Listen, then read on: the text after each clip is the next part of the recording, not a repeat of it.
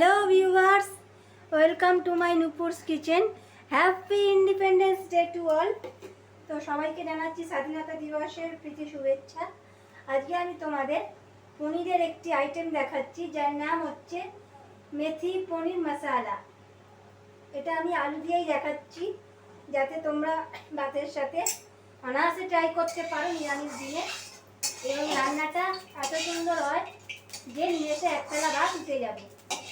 এখানে আমি তেলটা গরম করে নিয়েছি খুব ভালো করে, কারণ তেলটা গরম করে নিলে আমি পনিরগুলো একটু নুন দিয়ে ভেজে নেব। তেলের মধ্যে একটু সামান্য নুন দিয়ে দিলাম। আর এখানে আমি এইরকম সাইজের পনিরগুলোকে কেটে নিয়েছি, খুব ছোটও নয় খুব বড়ও নয়।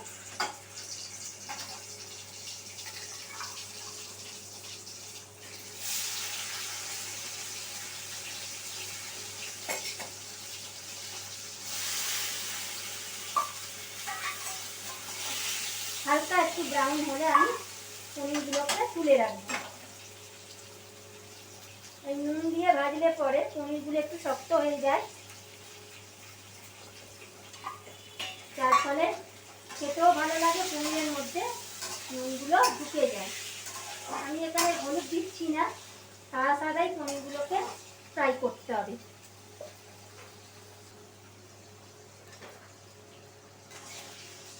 তোমরা দেখতে পাচ্ছ পনিরগুলো একটু ব্রাউন হয়ে এসেছে, জাস্ট নুন দিয়ে একটু ভেজে নিতে হবে।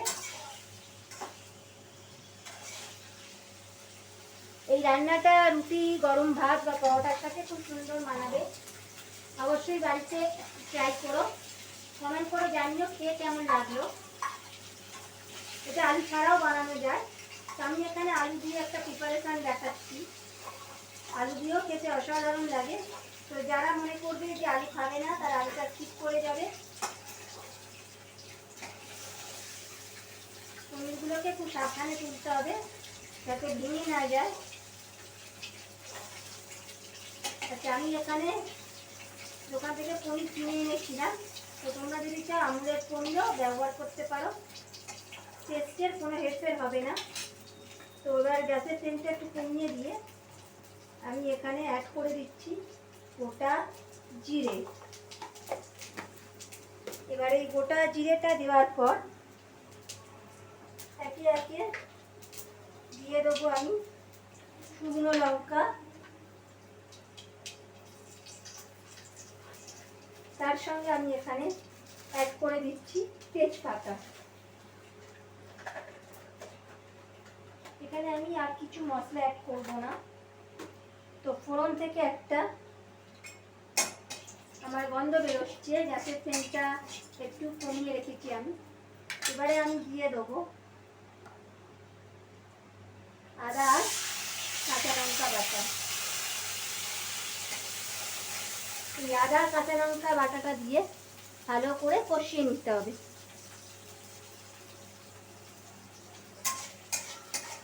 এটা একটু ভালো করে ততক্ষণ আমি কষাবো যতক্ষণ মশলা থেকে একটা তেল ছেড়ে আসে। গ্যাসের ফ্লেমটা একটু বাড়িয়ে দেবো।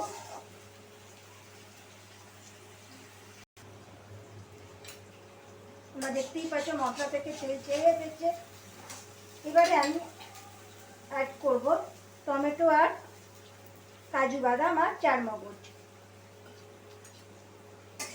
টমেটোটাকে ভালো করে সেদ্ধ করে নিয়েছিলাম, কাজু আর চারমগজের সাথে বেটে নিয়েছি।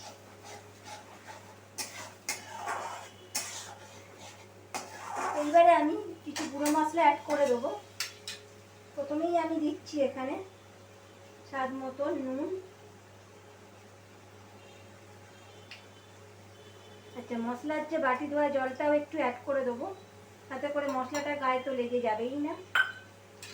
আর অল্প একটু সামান্য জল দিচ্ছি, কারণ মশলার যে বাটি ধোয়া জলটা দিলাম তাতে করে কি হয়, মশলাটা গায়ে লেগে যাওয়ার চান্স থাকে না। আর এখানে আমি একটা মশলা ইউজ করছি, যেটা হচ্ছে এভারেস্টের কিচেন মশালা।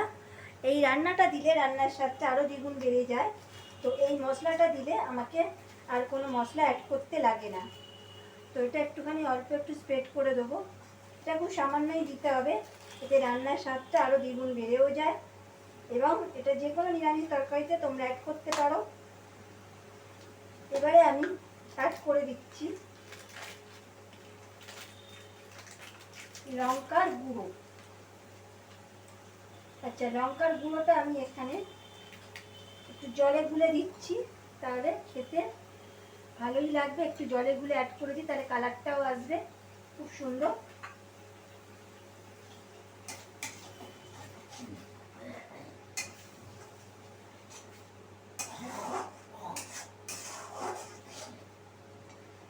এবারে যেটা দিতে হবে সেটা আমি জানিয়ে দিচ্ছি।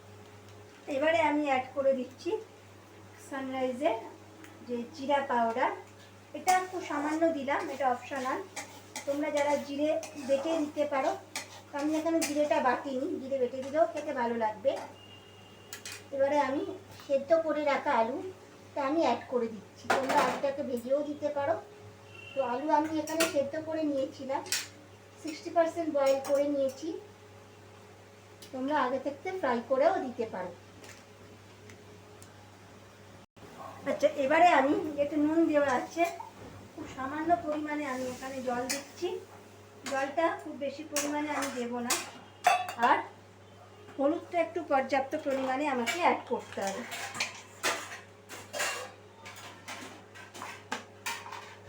খুব সামান্য পরিমাণেই হলুদ।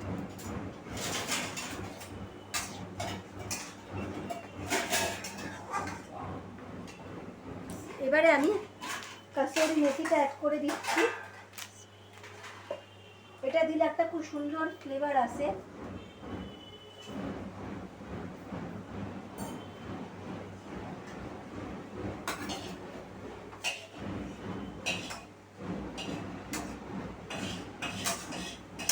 এই মেথিটা দিলে খুব সুন্দর একটা ফ্লেভার আসে। এবারে আমি ঢাকা দিয়ে কিছুক্ষণ ঢেকে দেবো। আচ্ছা, গ্রেভিটা একটু ফুটে উঠেছে, আমাদের এবার পনিরগুলো আস্তে করে ছেড়ে দিতে হবে। তো পনিরের সাথে আলু আর গ্রেভিটা একটু মিশিয়ে নিলাম।